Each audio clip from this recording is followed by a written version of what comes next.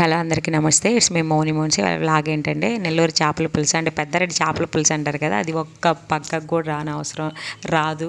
మనం అలా టేస్టీగా చేస్తున్నాం చేపల కూర. నేను ఏంటంటే డ్యూటీకి పోయేస్తుంటే గండి చేపలు చాలా ఎక్కువ కొవ్వలు పోసి అమ్ముతున్నారు. తీసుకొచ్చా, చాలా తక్కువ రేట్ అనిపించింది నాకు. కిలో 200 క్లీన్ చేసి ఇస్తున్నారంటే చూడండి. దీంట్లో రాళ్ళ ఉప్పు, పసుపు అన్నీ వేసి నీట్గా క్లీన్ చేసా. వాటర్ అంతా వైట్గా వచ్చేంత వరకు కడుగుతూనే ఉన్నా, ట్యాప్ కింద పెట్టేసి. చూడండి, ముక్క పెద్ద చేప కాబట్టి అది అలా ముక్కలు కట్ చేశారు.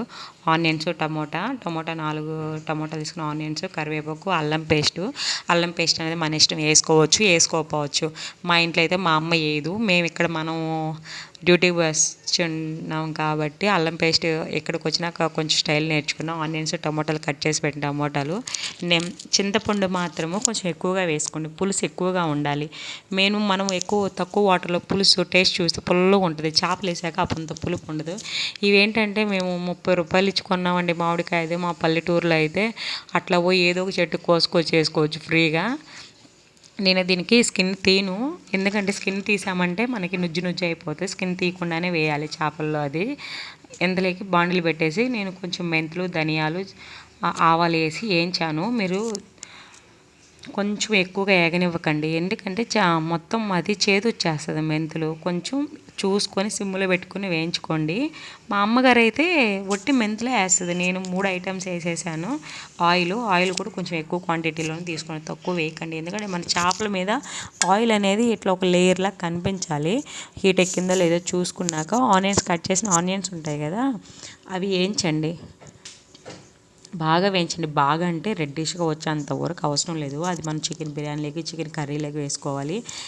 ఇవి ఏంటంటే ఒక 50% బాయిల్ అయితే చాలు ఆనియన్స్.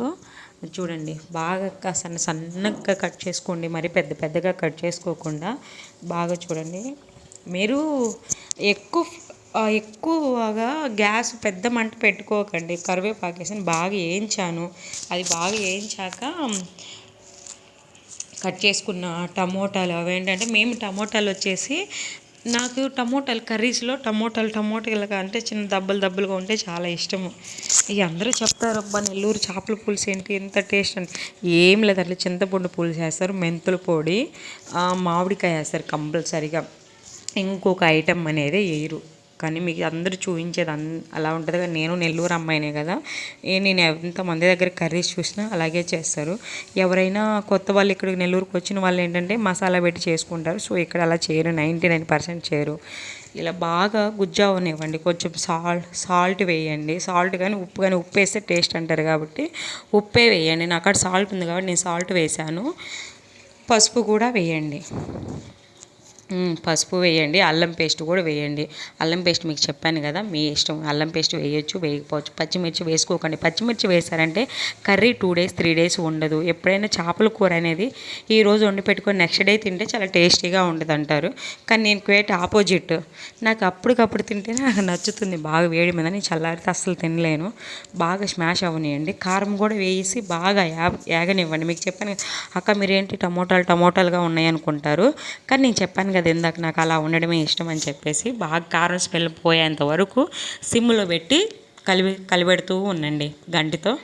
అలా పెట్టాక మనం చింతపండు పులుసు ఇందాక కలిపి పెట్టుకున్నాం కదా, చేపలు చూడండి, మీకు తెల్లగా ఎంత బాగా నీట్గా చేశాను. వాళ్ళు చేసిందే కాకుండా చింతపండు పులుసు మొత్తం పోయండి. పోసాక బుడకలుగా వస్తుంది అన్నమాట, తెరులుతున్నట్టు ఉంటుంది వాటరు. ఇదిగో ఎక్కువ మంటలో పెడితే, ఎందుకంటే మేము ఆకలి మీద వచ్చాం కాబట్టి త్వరగా అయిపోవాలని చెప్పి నేను ఎక్కువ పెద్ద మంట చేసి పెట్టాను. అందుకు అడుగు మాడిపోతుంది, కష్టపడాల్సి వస్తుంది. మీరు అలా చేయకండి. బుడకలు వచ్చినాక చేప ముక్కలు వేయండి దాంట్లో. చూడండి, చేప ముక్కలు వేసాక ఇలా వస్తుంది. మీరు గంటితో అయితే కలిపెట్టబాకండి, ముక్క చెదిరిపోతుంది. వెడల్పు డేక్ష తీసుకోండి చేపల కూర చేయడానికి. బాగా ఒక 70% ఉడికినాక మామిడి ముక్కలు వేయండి. ఎందుకంటే ఫస్ట్లో వేస్తే నుజ్జు అయిపోతుంది. చేప ముక్క గుజురు అంటే గుజ్జుగా అనిపిస్తుంది, బాగుండదు. ఇలా వేయండి, చాలా టేస్టీగా ఉంటుంది. మనం నంచుకోవడానికి బాగుంటుంది. మామిడి ముక్క అనేది అన్నంలో సూపర్ టేస్టీగా ఉంటుంది. నేను ముందుగా వేసాక కొంచెం ఒక 10 minutes 5 minutesకే చాలు. మొత్తం మూత పెట్టేసి ఆవిరికే మనకు మామిడి ముక్క అనేది ఉడికిపోతుంది. మనం ఇందాక మెంతుల పొడి అది ప్రిపేర్ చేసుకున్నాం కదా, మీరైతే మిక్సీకి వేసుకోండి. కొందరు కష్టపడాలి కాబట్టి నేనైతే దంచాను. ఇదంతా టైం ఉంది కాబట్టి దంచి పెట్టాను. చూడండి, ఎంతసేపటికి నేను ఒక చేత్తో వీడియో తీయాలి, ఒక పక్క ఇలా చేయాలి కాబట్టి ఒక్క చేత్తో ఇలా ఇలా ఊపుతున్నా దాని మీద పడకుండా అనేది. మెంతుల పొడి వేసాను. ఎక్కువ వేసినా కూడా చేదు వచ్చేస్తుంది మెంతుల పొడి. కొంచెం చూసి వేసుకోండి, మీరు ఎన్ని చేపలు తీసుకుంటున్నారు ఏంటి దాన్ని బట్టి మాత్రమే వేసుకోండి మెంతుల పొడి అనేది. మేమైతే ఇలా చేస్తామండి. నేను మళ్ళీ కొంచెం కొత్తిమీర కరివేపాకు వేసాను, కొంచెం ఫ్లేవర్ చేంజ్ అవుతుందని. మీరు ఎలా చేస్తారనేది కర్రీ కొంచెం నాకు చెప్పండి.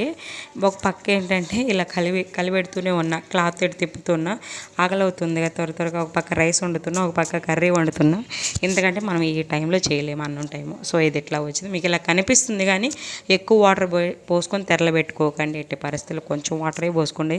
చేపలు కొంచెం వాటర్లోనే బాగా టేస్టీగా అనిపిస్తుంది, మంచిగా ఉడుకుతుంది. నేనైతే నిలబడి వేసుకొని తింటూ మీకు టేస్ట్ చెప్తున్నా, నన్ను నేను షూట్ చేసుకోలేకపోయినా. మీరు కానీ ఇలా చేసుకుంటే పెద్ద రెడ్డి చేపల పులుసు కదా ఏమీ కూడా అవసరం, టేస్ట్ అంత బాగుంటుంది.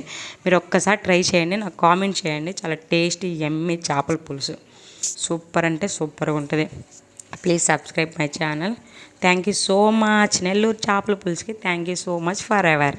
బాయ్.